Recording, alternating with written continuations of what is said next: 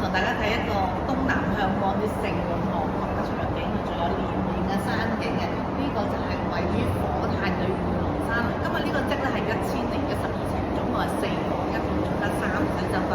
呢度就行過火炭站3分鐘就到啦，交通就非常之方便嘅。樓齡啊10零年啦，咁你如果對呢度有興趣，同我哋一齊睇邊。火炭御龍山信和地產16年嘅樓齡，港鐵管理。我哋而家睇呢個單位呢，就係1012尺，總共有4間房。咁呢度個露台望出去景觀就係、哇，山景啦、城市景啦、河腳景啦、跑馬場景，全部都睇晒。呢個樓底有成3.15米高啊！單位呢10幾年㗎啦，咁成個裝修呢，即係你買翻嚟基本上要重新執過。咁佢最靚嘅就係呢個地理位置啦，同埋呢個尺數，仲有呢個樓層同景觀朝向嘅。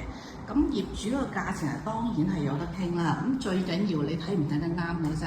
我哋睇埋個洗手間啦。你如果有興趣呢度嘅，就可以留言俾我係 Daisy。呢度係主人套房，洗手間就有明窗嘅。